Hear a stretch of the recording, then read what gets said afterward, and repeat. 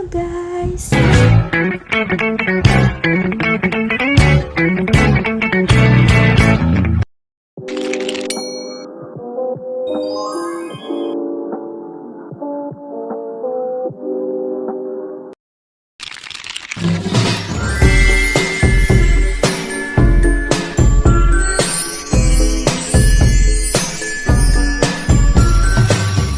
Assalamualaikum warahmatullahi wabarakatuh. Perkenalkan, nama saya Nabila Sauda Zahra dengan NIM 12480100095. Di sini saya sebagai mahasiswa semester 1 jurusan Administrasi Publik Universitas Islam Negeri Sunan Gunung Jati Bandung. Di sini saya akan menjelaskan tugas UTS dengan mata kuliah Bahasa Indonesia yang diampu oleh Ibu Ayu Samratul Fauzia MPD. Baik, langsung saja ke pembahasan yang pertama, yaitu fungsi dan ragam bahasa. Fungsi bahasa terbagi menjadi 5, yaitu yang pertama alat untuk berkomunikasi, yang kedua alat untuk mengekspresikan diri, yang ketiga alat berintegrasi dan beradaptasi sosial, yang keempat alat kontrol sosial, dan yang terakhir sebagai alat untuk berpikir. Lalu, fungsi bahasa Indonesia terbagi menjadi 2. Yang pertama, fungsi bahasa Indonesia sebagai bahasa nasional, dan yang kedua, fungsi bahasa Indonesia sebagai bahasa negara. Bahasa Indonesia sebagai bahasa nasional yaitu bahasa pemersatu bangsa Indonesia dari Sabang sampai Merauke. Lalu yang kedua, bahasa negara. Bahasa negara adalah bahasa utama suatu negara, yang dimana bahasa Indonesia dikukuhkan pada Sumpah Pemuda tahun 1928 yang berbunyi, "Kami, putra-putri Indonesia, berbahasa satu, bahasa Indonesia." Lalu yang selanjutnya ragam bahasa. Ragam bahasa terbagi menjadi 2, yaitu berdasarkan cara berkomunikasi dan berdasarkan situasi pemakaian. Berdasarkan cara berkomunikasi juga terbagi menjadi 2, yaitu ragam lisan dan ragam tulis. Ragam lisan contohnya berbicara, berpidato, berkomunikasi. Lalu yang kedua, ragam tulisan contohnya karya ilmiah, artikel, jurnal, novel, dan lain-lain. Berdasarkan situasi pemakaian. Berdasarkan situasi pemakaian terbagi menjadi 3, yaitu formal, semi-formal, dan non-formal. Ragam bahasa formal contohnya rapat, proklamasi, sidang, seminar, dan lain sebagainya. Lalu ragam semi-formal yaitu contohnya seperti pidato, seminar, dan ragam non-formal contohnya seperti stand up comedy dan drama. Lalu selanjutnya, keunggulan dan kelemahan berkomunikasi lisan dan tulisan. Secara lisan, yang contohnya seperti berbicara, berkomunikasi, berdebat, dan lain sebagainya, memiliki keunggulan yaitu berlangsung cepat, dapat berlangsung tanpa alat bantu, kesalahan dapat langsung dikoreksi, dapat dibantu dengan gerak tubuh dan mimik muka. Lalu, kelemahannya apa sih? Kelemahannya tidak selalu memiliki bukti autentik, dasar hukumnya lemah, sulit disajikan secara matang, dan mudah dimanipulasi. Lalu, yang kedua, secara tulisan juga mempunyai keunggulan dan kelemahan. Keunggulannya mempunyai bukti autentik secara tulisan, dasar hukumnya kuat, dapat disajikan secara matang, dan sulit dimanipulasi. Lalu kekurangannya berlangsung lambat, selalu memakai alat bantu, kesalahan tidak dapat langsung dikoreksi, tidak dapat dibantu dengan gerak tubuh dan mimik muka. Lanjut ke pembahasan yang kedua, yaitu membaca dan menyimak. Bisa dilihat di sini, membaca adalah proses yang dilakukan serta digunakan untuk memperoleh pesan yang hendak disampaikan oleh penulis kepada pembaca. Tujuan membaca yaitu ada 2. Yang pertama, memperoleh informasi, dan yang kedua, memahami makna bacaan. Teknik membaca terbagi menjadi 3, yaitu scanning, skimming, dan SQ3R. Apa sih scanning itu? Scanning atau memindai adalah untuk mendapatkan suatu informasi dengan cepat dan akurat. Contohnya, mencari nomor telepon, mencari kata pada kamus. Lalu selanjutnya skimming. Skimming adalah menyerap informasi penting dan memahami topik bacaan, bagian penting, fakta dan opini, memperoleh pesan kesan umum dari suatu buku, artikel, atau tulisan singkat, menemukan hal tertentu dari suatu bahan bacaan, menemukan bahan yang diperlukan dalam perpustakaan.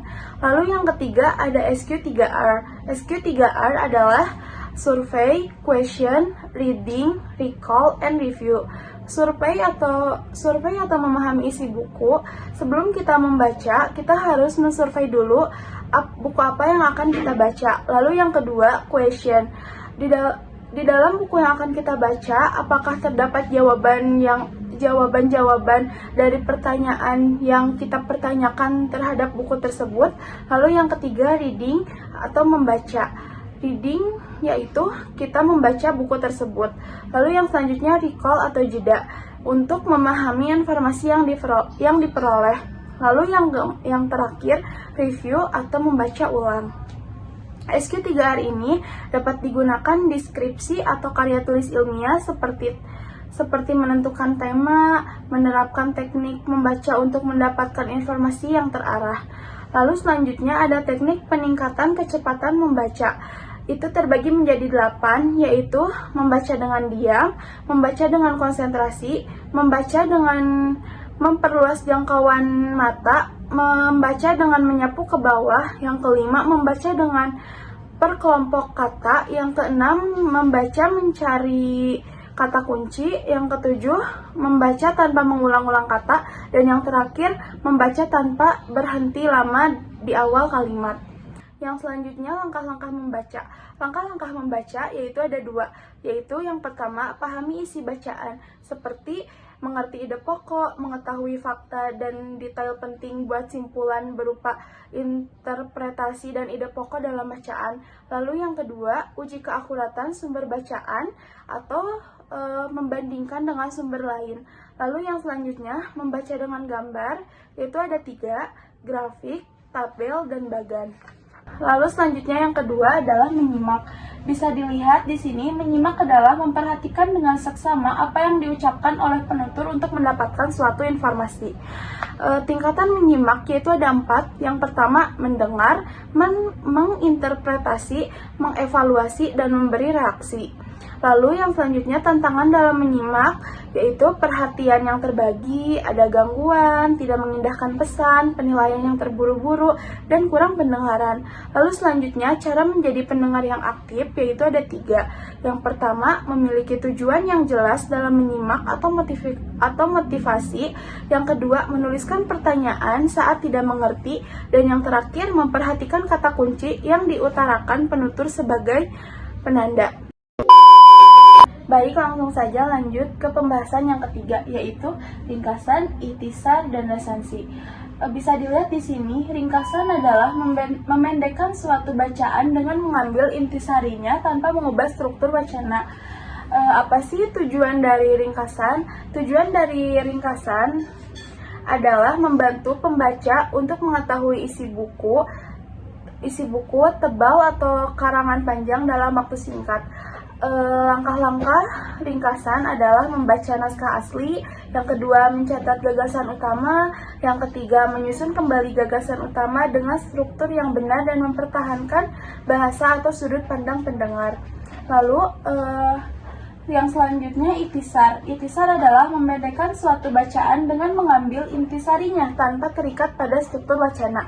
Apa sih tujuan dari ikhtisar? Tujuan dari ikhtisar adalah membantu pembaca mengetahui isi buku tebal atau karangan panjang dalam waktu singkat, sama seperti tujuan dalam ringkasan.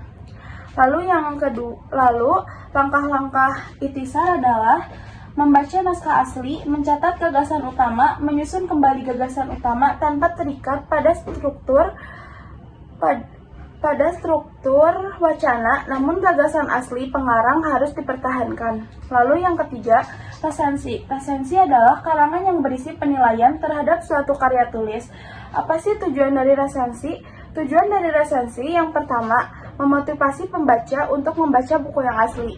Yang kedua, memberi informasi kelayakan suatu buku. Yang ketiga, memberi kritik dan memaparkan kelebihan dan kelemahan buku. Dan yang terakhir, menjadi penghubung antara keinginan pembaca dan penulis. Yang selanjutnya ada unsur dari resensi. Unsur dari resensi adalah jenis buku, identitas buku seperti penulis, penerbit, tahun terbit, tebal halaman, dan harga buku. Lalu selanjutnya tujuan pengarang buku, yaitu seperti tujuan dan kata pengantar.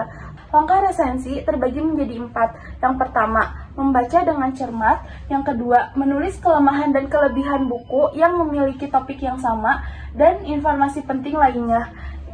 Lalu, membuat ikhtisar atau ringkasan terlebih dahulu. Lalu selanjutnya ada kriteria utama menjadi seorang resenter. Yang pertama, penilaian harus jujur. Yang kedua, penilaian harus objektif. Dan yang terakhir, memiliki pengetahuan yang luas mengenai topik yang dibahas dalam karya yang akan diresensi menggunakan diksi atau pilihan kata yang tepat. Langsung saja ke pembahasan yang keempat, yaitu diksi. Bisa dilihat di sini, diksi adalah hasil dari proses pemilihan kata tertentu untuk dipakai dalam kalimat alinea atau wawancara. Seperti yang ada di sini, diksi mempunyai syarat ketepatan pemilihan kata. Syaratnya yaitu yang pertama, konotasi dan denotasi atau makna kias dan makna sebenarnya. Lalu yang kedua, sinonim atau persamaan kata. Yang ketiga, kata-kata abstrak. Yang keempat, kata penghubung berpasangan. Yang kelima, kata umum atau kata khusus. Dan yang terakhir, gaya bahasa. Seperti majas. Majas adalah cara penutur menyampaikan maksudnya, dapat menimbulkan kesan tertentu. Contohnya majas hiperbola, majas metafora, dan majas personifikasi. Lalu selanjutnya idiom. Idiom adalah ungkapan bahasa yang artinya tidak secara langsung dapat dijabarkan dari unsur-unsurnya. Contoh, gulung tikar atau bangkrut, adu domba, dan muka tembok. Lalu selanjutnya, faktor yang mempengaruhi tampilan bahasa dalam berkomunikasi. Itu ada 5. Yang pertama, cara dan media berkomunikasi seperti lisan atau tulisan, langsung atau tidak langsung, dan media cetak atau media elektronik.